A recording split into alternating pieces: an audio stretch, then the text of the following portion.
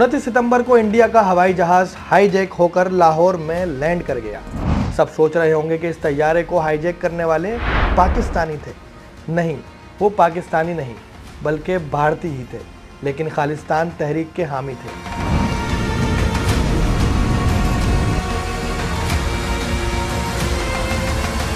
भारत तो हमेशा हर चीज़ का मौरूद इल्ज़ाम पाकिस्तान को ही ठहराता है। वो तो पाकिस्तान पर दहशतगर्दों को पालने और पुष्ट पनाही का इल्ज़ाम भी आयद करता है। क्या इस बार भी भारत ने ऐसा ही किया? जवाब है नहीं।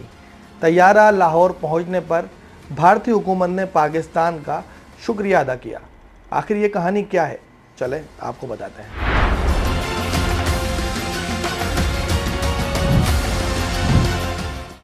उन्नीस का सितंबर जा रहा था और इसी दौरान इंडियन एयरलाइन की परवाज़ IC 423 में सवार मुसाफिरों पर यह खबर सितम ढा गई कि मुसाफिर और अमला 5 हाईजैकर्स ने यरगमाल बना लिया है। कुछ भारतीय मुसाफिरों की तो जैसे रूह कब्ज हो गई जब हाईजैकिंग के बाद इन्हें यह खबर मिली कि वो लाहौर में है।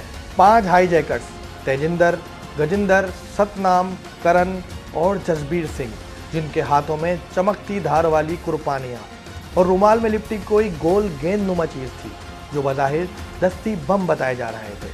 हाईजैकर्स की लंबी दाढ़ियाँ और आंखों में उतरे खून को देखकर यरगमाल अफराद ऐसे मिट्टी के पुतले बन गए कि जिनके दिल की धड़कन तेज दौड़ते घोड़े की टापों की मानंद थी। हाईजैकिंग का किस्सा फिल्मी कहानी से कम नहीं था और शायद पहली मर्तबा ऐसा हुआ कि भारतीय हुकूमत को अपने मग़वी बाजियाब कराने और हाईजैकर से जहाज़ का कब्जा छुड़वाने के लिए पाकिस्तानी कमांडोज की मदद तलब करना पड़ी। भारतीय हुकूमत ने पाकिस्तान से मदद तलब की तो पाकिस्तानी कमांडोज ने ऑपरेशन किया या नहीं, और अगर ऑपरेशन किया तो वो कामयाब हुए या नहीं, इस पर आगे बात करते हैं। पहले ये जानते हैं कि ये 5 सिख हाईजैकर्स इस हाईजैकिंग के बदले चाहते क्या थे।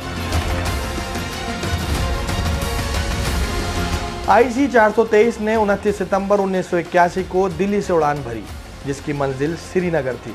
एक हाईजैकर तेजिंदर सिंह के मुताबिक इस मिशन पर इसलिए काम किया गया क्योंकि भारतीय पुलिस सिख रहनुमा जर्नैल सिंह को जगत नारायण नामी शख्स के कत्ल में गिरफ्तार करना चाहती थी और इन्हें यह खदशा था कि पुलिस तशद्दुद से उन्हें हलाक कर दिया जाएगा। तेजिंदर सिंह ने यह भी बताया कि भारतीय फोर्सेस ने सिखों को घसीट कर गोलियां मारी और आखिरी रसूमात तक अदा न करने दी, जिसके बाद सिख रहनुमाओं की हिफाजत और मजहबी फरीज़ा समझकर जहाज़ हाईजैक किया। अब वापस लाहौर हवाई अड्डे पर पहुंचते हैं, जहां हाईजैकर्स के खौफ से भारतीय तैयारे में सवार मुसाफिरों के लब खुश्क और जिस्म ठंडा हुआ जा रहा था। भारतीय हुकूमत ने पाकिस्तानी हुक्काम से लाहौर में अपने जहाज़ की मौजूदगी की तस्दीक के बाद उस वक्त के सदर ज़ियाउल हक से मदद तलब की। भारतीय हुकूमत की 10 बस्ता गुजारिश पर पाकिस्तान ने इस पैगाम के साथ मदद की यकीन दहानी कराई कि पाकिस्तान कभी किसी दहशतगर्दाना कार्रवाई का हामी नहीं हो सकता। पाकिस्तानी हुकूमत ने मासूम लोगों की मदद करने के अज़म का भी पैगाम दिया, चाहे वो किसी भी मुल्क के क्यों ना हो। वो फिर फैसला किया गया हाईजैकर्स के खिलाफ ऑपरेशन का। अब हाईजैकर्स के मुतालबात भी सामने आ चुके थे। सिख अस्करियत पसंद रहनुमाओं की रिहाई, $15 लाख और बैरून मुल्क में सियासी पनाह इनके मुतालबात थे। हाईजैकर्स ने तमाम गैर मुल्कियों, औरतों, बच्चों और सिखों को रिहा कर दिया था। दीगर अफराद और जहाज़ का अमला इनके कब्ज़े में था और सिखों ने 30 सितंबर 1981 की सुबह 10 बजे तक मुतालबात की मंजूरी की डेडलाइन भी दे रखी थी। पाकिस्तानी कमांडोज 30 सितंबर यानी अगली सुबह नाश्ता देने के वक्त सफाई के अमले का भेष बदलकर जहाज़ में दाखिल हुए और जमा मर्दी और दिलेरी का मुजाहरा करते हुए 5 हाईजैकर्स पर काबू पाकर ऑपरेशन कामयाबी से तकमील को पहुंचाया। जहाज़ में सवार 45 भारतीयों को पाकिस्तानी फोर्सेस के जवानों ने बहिफाजत मुंतकिल किया। ज़ियाउल हक के हुक्म पर इन मुसाफिरों को न सिर्फ लाहौर का दौरा करवाया गया बल्कि आलीशान लंच भी देकर रवाना कर दिया गया।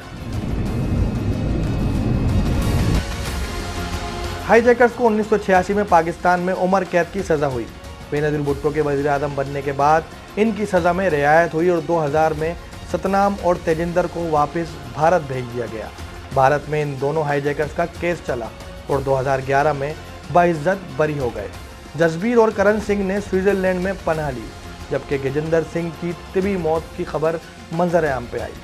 हाईजैकिंग के ठीक 1 साल बाद 1982 में भी भारतीय तैयारों की हाईजैकिंग की 2 कोशिशें हुई, लेकिन तैयारों को लाहौर उतरने की इजाजत ना दी गई। हाईजैकर्स ने महज 2 कुर्बानियों रुमाल में लिपटे अमरूद को दस्ती बम जाहिर करके जहाज हाईजैक किया और पूरे भारत को हिला दिया। भारत के खिलाफ दहशतगर्दी के खात्मे में काम आया तो कौन? पाकिस्तान।